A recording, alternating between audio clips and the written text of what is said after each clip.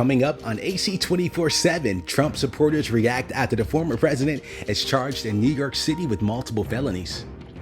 Plus, the city of Chicago is in trouble after being found in violation of ADA standards, how they plan on moving forward. And fewer job openings were reported in February, but is that a good or bad thing? What slower jobs means for the economy?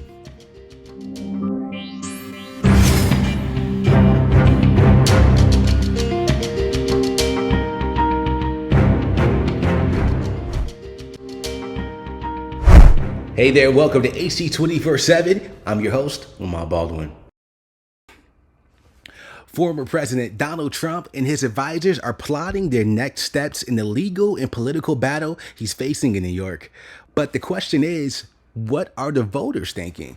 The Advocate Channel's Danny Freeman asked voters in a Pennsylvania county that flipped for Trump what they think about the charges. For Jose Davila, politics is not a dirty word. I would like to see Trump again in White House. The Republican from Luzerne County, Pennsylvania, couldn't wait to discuss former President Donald Trump's indictment. We are losing our country.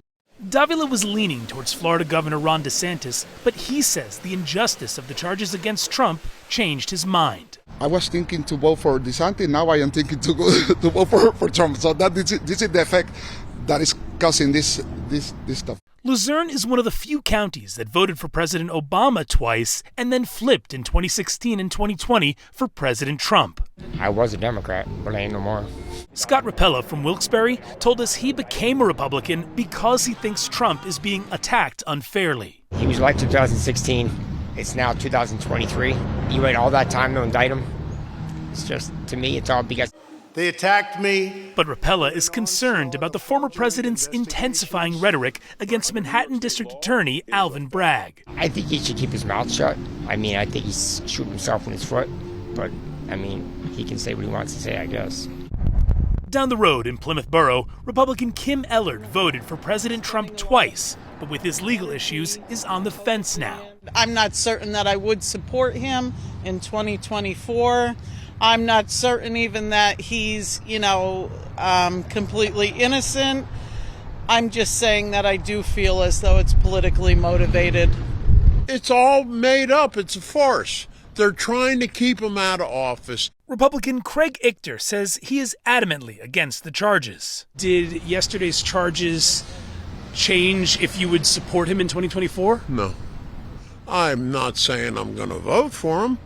There are other candidates on the Republican side. Luzerne liberals and other Trump opponents we spoke with were united, saying the former president is getting what he deserves. Excited that he's finally going to hopefully pay for some of the things that he's done. I think I felt relief more than anything else. A county and country still divided after those 34 charges. Vice President Kamala Harris is back in the U.S. following a more than a week-long trip to several African countries. It's her first trip to the continent since taking office, and it was a memorable one. She visited a farm in Ghana and a slave dungeon at the Cape Coast Castle. Harris also met with leaders of the three nations calling for investments in the continent's future. VP spoke directly about efforts in Florida to remove Black history from school teachings.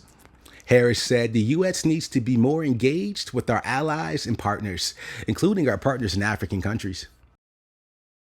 Right? In the midst of so-called leaders who are trying to erase history in our country, what we must all do to stand up and speak out about this as loud as we can. It's not just about forget. They're trying to erase history.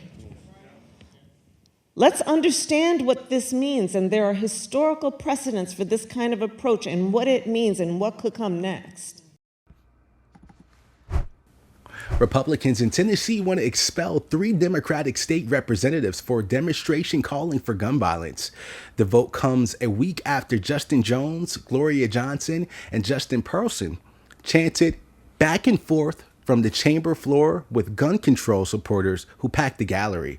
That happened days after 6 people were killed at a Covenant school in Nashville. Republican Justin Jones says the expulsion would send the wrong message.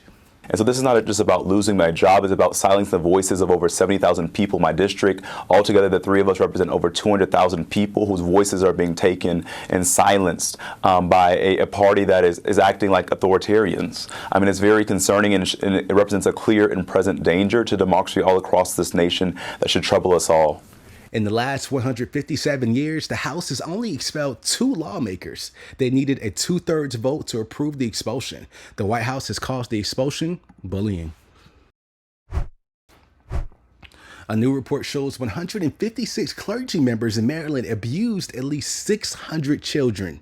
That report from the Maryland Attorney General covers 6 decades. Seminarians, deacons, clergy members, teachers, and other employees were listed as abusers in the report. It also details the alleged abusers would provide drugs and alcohol to coerce victims to perform sexual acts. 43 priests were accused of committing sexual abuse. The Archdiocese of Baltimore has paid over $13 million to 303 victims of abuse since the 1980s. A federal judge has ruled the city of Chicago is in violation of the Americans with Disability Act. According to a lawsuit filed in 2021, the city allegedly failed to install pedestrian signals for the blind or visually impaired. A DOJ statement reveals that the city only installed accessible crossing signals at, quote, a minuscule portion of the whole. The DOJ says it's committed to addressing the discrimination against blind people in Chicago. The drug dealer who police say provided actor Michael K. Williams a lethal dose of fentanyl has entered a guilty plea. Irvin Cartagena was one of 4 men charged with being part of a drug trafficking ring that sold fentanyl-laced heroin to Williams that ultimately took his life. He faces a mandatory minimum of 5 years in prison. Williams was found dead in his New York apartment in 2021. It was ruled an accidental overdose. One other man charged in the conspiracy to distribute narcotics pled guilty, while the others have pled not guilty.